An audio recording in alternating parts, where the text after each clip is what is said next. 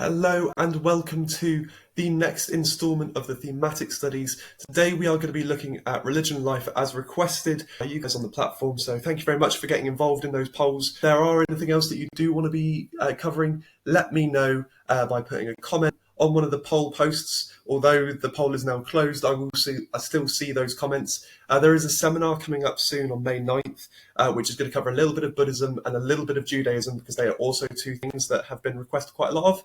And I want to be able to get them out there as soon as possible for you. So that's why I'm doing that seminar for you. So I'm going to do today's session a little bit differently.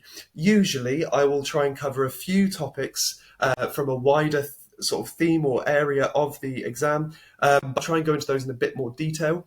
Today I'm going to try and do a little bit of a speed run for you across as much of this unit as I can. I'm going to try and give as much information as possible, as well as plenty of quotes that you could use to answer some exam questions. So starting off then, we need to look at the origins of the universe. Now this idea of religion and life, it covers everything from the origins of humanity all the way up through some ethical issues like euthanasia and abortion. We will get onto those a little bit later. To start off then, we need to understand what the origin of the universe are and what the different views are on this. Now the scientific theory is that you've got this idea of the Big Bang. Okay, so the idea that there was an explosion that as it spread out over millions of years, the heat that was created from that explosion cooled down and created, stars, planets, moons, all of these different things that exist in our universe today.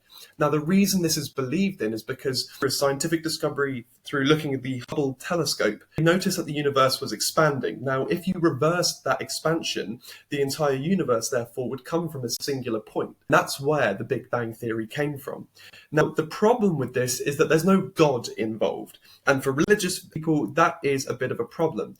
So in Christianity, you've got this idea of the Genesis story. So Genesis 1-2, the first book of the Bible, describes God creating the world in 6 days and resting on the seventh. Each thing happened on a different day, and on the last day was the creation of human beings. Now, this is all well and good, but the fundamentalist Christians who believe this story literally only believe the earth is about 4,000 years old. They are known as sort of young earth creationists. Okay, whereas you have a little bit more liberal Christians who look at this and say, maybe this wasn't exactly 6 days, as in 24 hours. Maybe this was 6 more periods of time, which could potentially allow for a slightly older Earth to exist. It's a similar view then in Islam. This idea that Allah had created heavens, the earth, everything in it over the 6 periods of time. The problem, though, is could these ideas be compatible? Can they work together? And the answer to that is, well, yes, they can. This idea of 6 periods of time, both within a more liberal Christian view and in Islam, suggests that actually, as long as it is 6 equal periods of time, that could be millions of years. There's nothing saying necessarily that God couldn't have been the one to have started the Big Bang Theory, with him being omnipotent, whilst also being transcendent, existing outside of time. Now, for God to exist outside of time means that he would be the only being around to create the universe. That would be the argument saying that actually scientific theory and religion can sometimes go hand in hand. Some key quotes for you then, looking at the origins of the universe. You've got these 2 quotes here. Now, you've got Genesis 1, verse 1. In the beginning, God created the heavens and the earth. Now, this idea of God creating Earth suggests that, well, everything that exists on it was also created by him. And this Quran quote here, again, showing that God created everything in those 6 periods of time, in those 6 days or the 6 periods of time, however you want to put it. Now, remember, for these quotes, if you do get them slightly wrong in the exam, if you word it slightly differently, say, for example, in the Quran quote, you said between them in 6 days rather than 6 periods of time, you will still get the marks for it. If you paraphrase your quotes, that is going to be okay. But knowing roughly what the quotes say, the general meaning behind them, and where they come from is a really useful thing to get you those extra marks in the exam.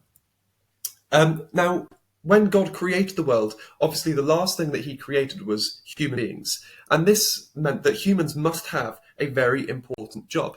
Now, some Christians and some Muslims have this idea of stewardship, this idea that we were placed on earth as caretakers. It's our job to protect the earth and do everything that we need to in order to make sure that everything is protected, respected, because also this whole world, not only our lives, but this whole world was a gift to us from God. So therefore, if your parents gave you a birthday present or a Christmas present, you're not going to throw it about and break it as soon as you get it. You're going to want to look after it and treat it with respect because it's just a nice thing to do.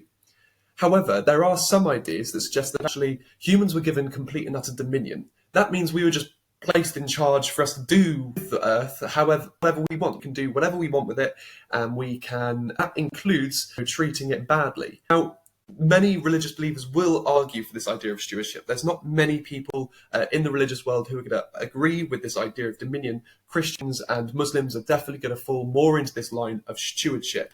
However, Buddhists, Hindus, they're going to agree due to their beliefs in karma and their beliefs in the idea of samsara. This idea that the actions they do on this life is going to impact their next. And with them believing in reincarnation and the different forms that you can be born into, they're not going to want to disrespect nature, killing animals, all this sort of stuff, because of the fact that actually, although they are there for some sort of purpose, they themselves have their own karmic journey that they need to go on. And therefore, you're not going to want to kill them because you're going to be interrupting that karma. So some quotes here that you might want to use. I'll give you an opportunity to pause it here. Copy some of these quotes down. I've got one from Christianity, one from Islam, and one from Buddhism here.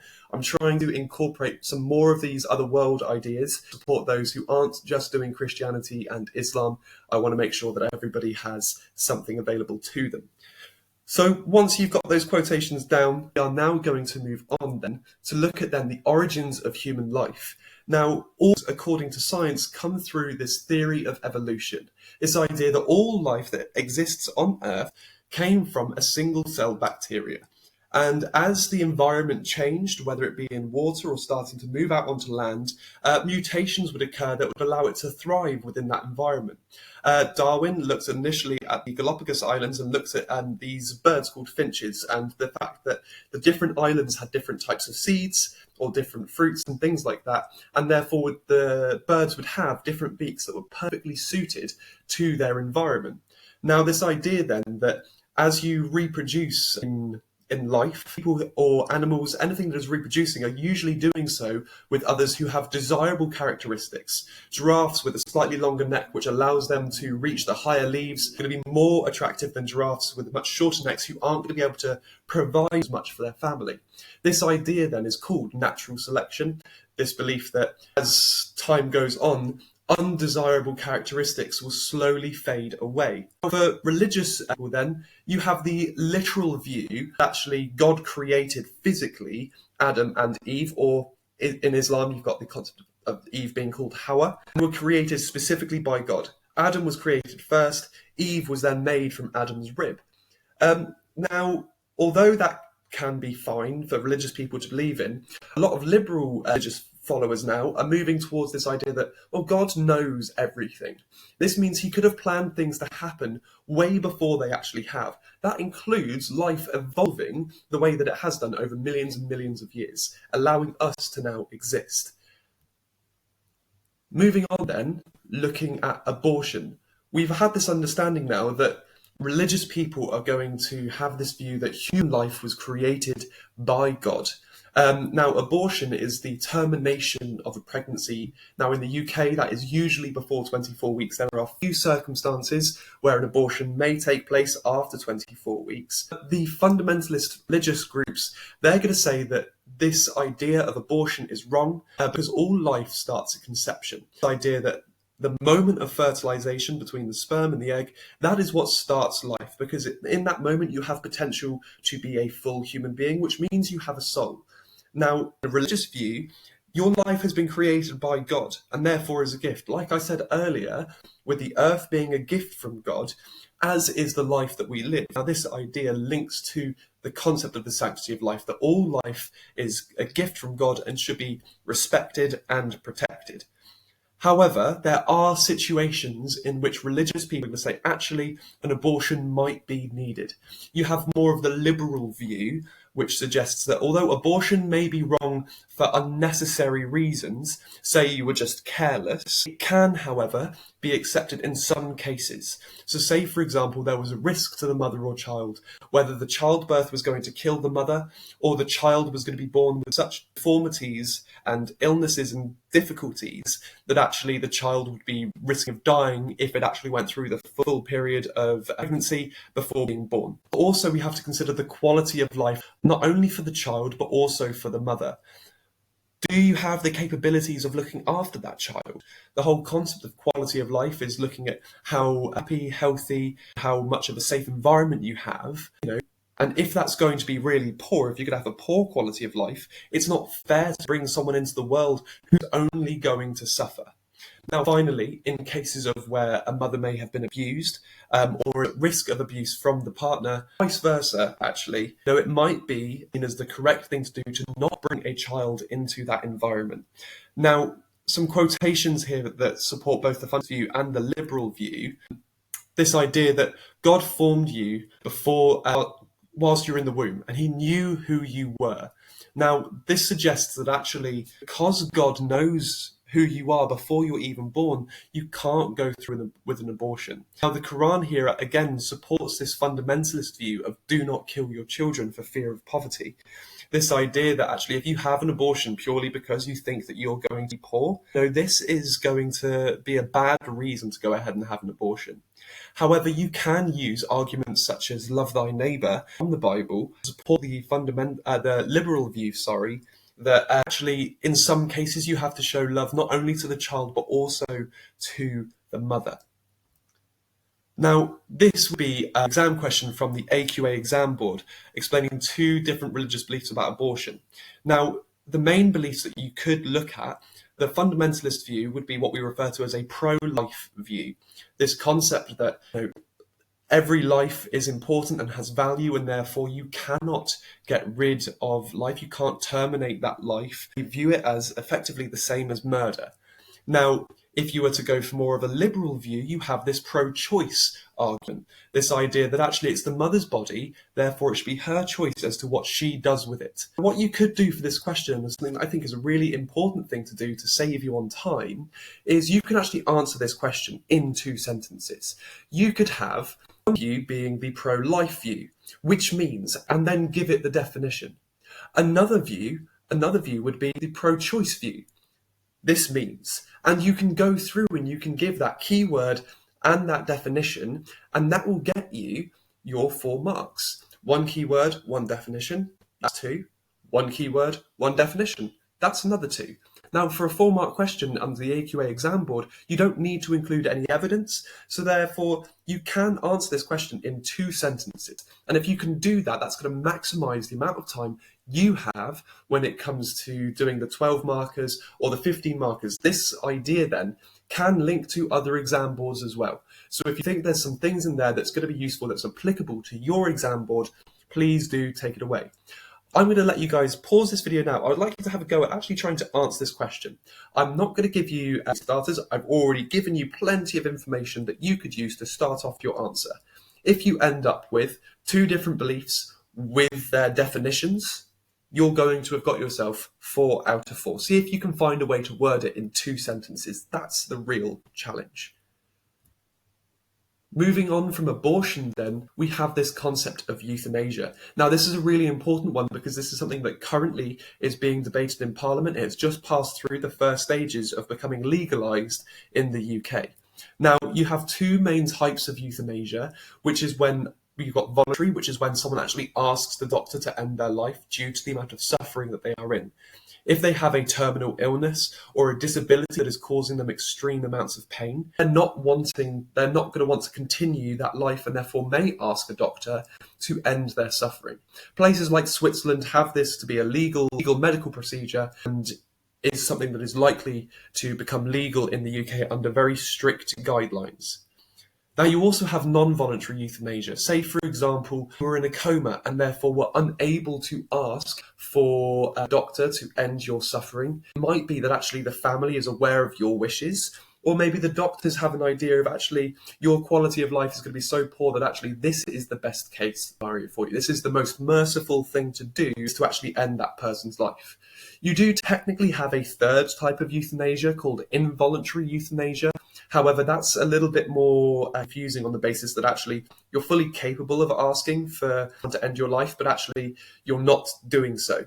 Say, for example, in a war zone situation and you ask for help from a medic, but you have wounds that are inoperable, you're not going to survive. The medic might give you a double dose of morphine, one to take away the pain and one to slow down your heart and to eventually end your life. It's seen as a merciful thing to do if you know that person's going to die in a painful way. However, more people struggle with the fact that actually if you're not asking to die and somebody's then killing you, that's just surely murder. What we need to do then is look at what the different arguments are both for and against. So one of the big arguments against euthanasia, again, is this idea of the sanctity of life. The idea that God has created life and therefore the only being who should take away life is God. So we shouldn't have that power to do so because it's his gift that he's given to us. We should respect that.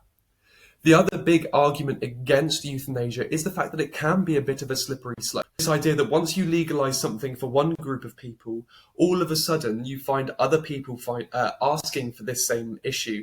And before you know it, the legalisation of this euthanasia is available to almost everyone. In some parts of the world, they're now allowing euthanasia for illnesses such as depression. Now, although some people who are suffering with depression can be a really awful thing, it doesn't mean necessarily that there isn't some way out of that. You can be diagnosed with chronic depression or clinical depression and still live a perfectly good and healthy life. So it's one of those things of you can just have a bad day, decide that you no longer want to live, and then you can go and have euthanasia when actually tomorrow could have been a brilliant day. That's the issue with euthanasia. Once it becomes legal and if those guidelines start to change, it can become a very slippery slope. Now, I've included a quote here. It was from an interview by a man named Michael. This is available on the BBC website. It was a BBC News article talking about euthanasia. And there was a man who had a form of multiple sclerosis. Now, that means that his body over time was going to start shutting down. He was already starting to lose the ability to speak. His fear was people who live with disabilities will feel the need to sacrifice themselves, not because they want to, but just because they want to do something that is releasing the burden off of their loved ones. Because when you live with a disability that can be so paramount in your life, you can feel like a burden on those who are having to look after you. So if euthanasia became legal and was something that was practiced on a regular basis, that disabled people might feel like they should have euthanasia because it is better for other people, even if it's not necessarily what they want for themselves. The final argument against euthanasia then is the fact there's the potential for cures to be found. Different diseases and things like that have new cures being discovered all the time through scientific discovery. And it could be that, say you have one form of inoperable cancer that can't be medicated, decide to go ahead and have euthanasia, and in the weeks to come, a cure comes out. That would be a big argument as to why euthanasia shouldn't be allowed. On the agree side then, you've got the idea that actually it's the most compassionate and merciful thing to do. If it was our pet, our animals, and we saw them in pain, we would offer them a peaceful way out. And so if it's compassionate when we do it to animals, why isn't it compassionate to do it for ourselves? You also have this argument of free will. God gave us free will to do what it is that we want to do with our lives. And if you follow Islam, this concept of predestination, Allah knows everything that we're going to do before we do it. Meaning that if we are going to go ahead with euthanasia, God has already put it in place. Meaning that it could be seen as acceptable under religious views. Finally, you've got this idea that actually everything on this earth is God-given, meaning that the drugs that are used for euthanasia are also God-given, supporting this idea that actually, if we have been told to use on this earth what we need to support ourselves, we should be able to go ahead with euthanasia. However, you also have these two quotations here. One supporting euthanasia, one less so. You've got this quote here from the book of Exodus, which is actually one of the 10 commandments. You shall not murder. This idea that if you end someone's life, you are murdering them. However, you also have this quote here from the Quran. When their time comes, they cannot delay it for a single hour. This idea that if someone is unwell and is close to death, you shouldn't try and prolong their life. You should allow them to go, because at the end of the day, when they die, they're going off to their eternal reward, whether that be in Christianity going to heaven, in Islam going to Jannah. It might be that if they've lived a particularly good life in the views of Buddhism, they will eventually be able to go off to Nirvana and escape from that cycle of samsara. What we now need to look at is some different examples of some exam questions that could come up. And what I've done is I've created a model answer for each of these questions. So what I'm going to do now is I'm going to flick through and I'm going to show you those different answers and how these different questions could be marked. And what I would like you guys to do is take my answers, if you wish, a 15 marker from the OCR exam board. You may want to develop on slightly more. I've given you the basics of what you would need. However, you may want to include a few extra points or a few extra explains, something like that, just to develop it further to guarantee yourself those full marks. So in the AQA exam paper, when you have a 2-mark question, this is the final year where that 2-mark question is going to be there. You don't even need to write them in full sentences. Now, I have done so here just because I couldn't think of how to word it. You could do this question using a collection of words. The treatment of animals, you can kill them, you should respect them. Those two points you could 100% use and get full marks. It doesn't have to give any level of high development at all. Under the Edexcel exam board for these 4-mark questions, you have a similar concept of a 4-marker. However, this is then supported with some form of religious belief or quotation. I've then used that quote from earlier, when their time comes, you cannot delay it for a single hour, supporting this idea that actually, although euthanasia could be interfering with God's plan, you could also use this same quote and say that actually you shouldn't necessarily get involved. You should allow for, also you shouldn't medically do things to extend their life either. So when it's their time to go, allow them to do so. If they are dying with an incurable illness, you should allow them to do so. Although this argument isn't the same as what I have written here, you certainly could go down that route as well. What you have to remember is that when it comes to these ethical issues, a lot of the beliefs stem from how we are as individual people, not necessarily completely from religion. There's not going to be many quotations that are directly linked to euthanasia, the idea of ending someone's suffering for good reason. So a lot of the beliefs that are held by religious people are going to vary. As long as you justify what your belief is and you use a quotation which could be interpreted to support your argument, the chances are there probably is someone out there who holds that religious belief that is going to also agree with you. So that's a really important thing to do. Now, it just goes to show the different ways you can interpret and use quotations.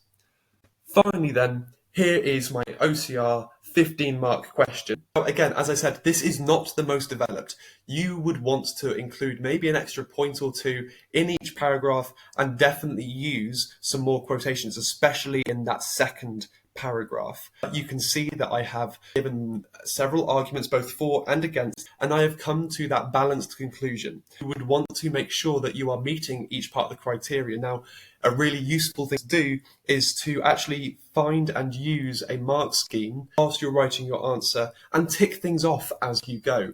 What I'll challenge you to do is actually take away this answer if you wish.